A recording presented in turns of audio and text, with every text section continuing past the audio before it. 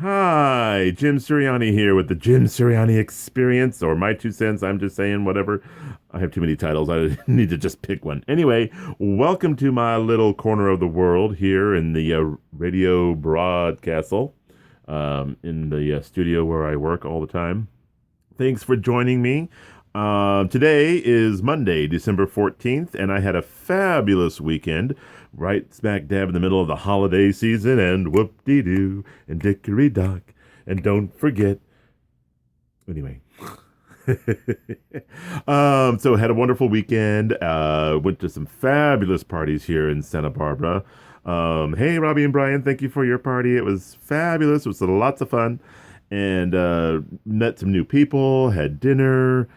It's just right smack dab in the holiday season, and it's just so much fun. And then looking forward to some parties next weekend, and then of course Christmas in about 10 days with the family.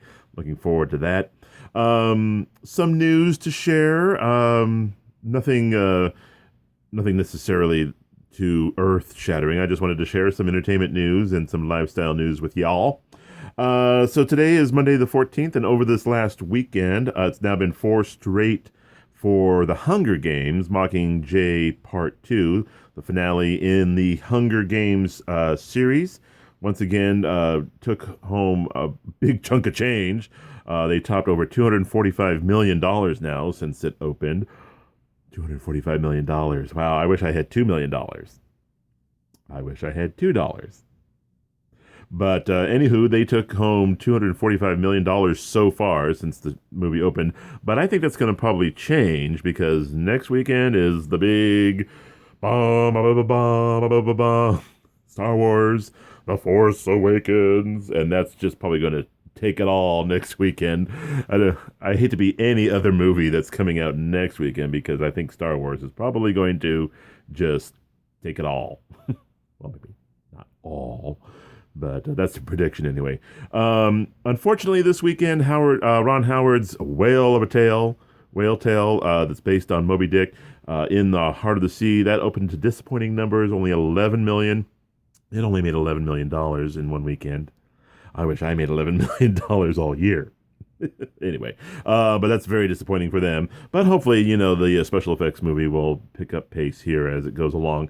The Good Dinosaur was third this weekend, followed by Creed, and then also Krampus, which I really kind of want to see. I'm not into horror movies, but that looks like it's actually going to be funny and scary at the same time. So I kind of want to see it like this. Kind of like.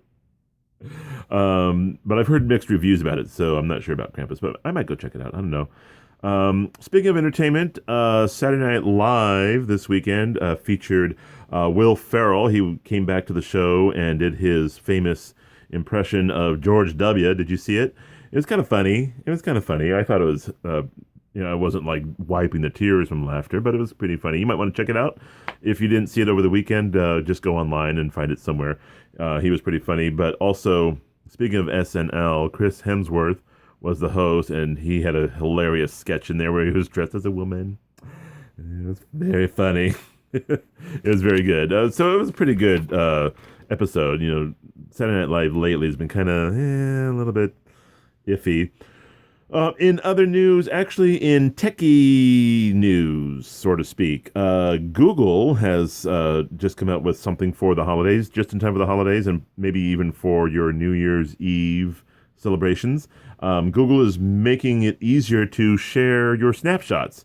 The updated Google Photos app is now has a shared albums feature, and Google says those receiving a shared album can add their photos and videos to the album, and you also get notifications when new pics are added to it. So that's a new feature, and it might be kind of a fun thing to use this holiday season, or perhaps for New Year's, or really, anytime. And it's available in the Google Play and also on the Apple App Store as well. And also you can just get it online, access Google Photos on the web as well. So that's kind of a fun little techie thing. And finally, a couple of little lifestyle things. During this holiday season, we think about all the different recipes that we have in our family and what is in a name. Well, every household, of course, has its holiday recipes. Grandma Jenny's Ginger Man recipe, or Aunt Clara's Christmas cookies, or Aunt Myrtle's latkes, or whatever. But unfortunately, you might want to rethink some names. There are some holiday recipe names that are a little unfortunate, shall we say. You might be familiar with the celebrity baker Duff Goldman. He was featured many times on the Food Network. He had his own show, Ace of Cakes, and now he has a new show that's based in his cake shop in the Los Angeles area. Anywho, he has a recipe called, wait for it, Duff's Good Ass Fudge. Duff's Good Ass Fudge. He might want to rethink that one just a little bit. Just a little bit. Rethink the name of the other, because that doesn't really sound very appetizing. Yummy. We're all going to have Duff's Good Ass Fudge for dessert this Christmas. Yay. So yeah, that's kind of an unfortunate name for fudge. Anywho, last but not least, a little bit of advice from the psychologists out there. Psychology Today is reporting on if you have a Scrooge in your life, and don't we all have, during the holidays, there's always that one relative who's a little bit Scroogey, a little bit Grinchy, a little bit grouchy, and we all have those people in our lives during the holiday season, and psychologists are suggesting that you just let him or her be. Don't try to change their heart. You know, we always want the happy ending, like in A Christmas Carol, where Scrooge has a turn of heart, change of heart, and he loves Christmas, or the Grinch whose heart grows 3 times. But psychologists say, you know what? If somebody's a grouch, just let him be. It's kind of like, when you take the stick and you poke it at the lion in the lion cage. That's just not good. Psychologists suggest you don't go overboard when you, in your effort to cheer up a grouch.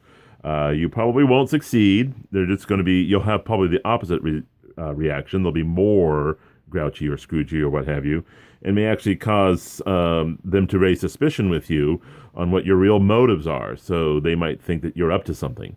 So just let it go. If somebody is Scroogey or Grinchy or grouchy during the holidays, let them go and let it go. Let it go. Let it go. Anywho, that is it for today. Thank you so much for joining me on my little tiny show here on the YouTubes. And if you want more, please subscribe. The button down below. Hit the subscribe button and like it and share it and do all that good stuff. I would really appreciate it. Helps me out. And thank you so much for joining. Catch you next time. Bye-bye.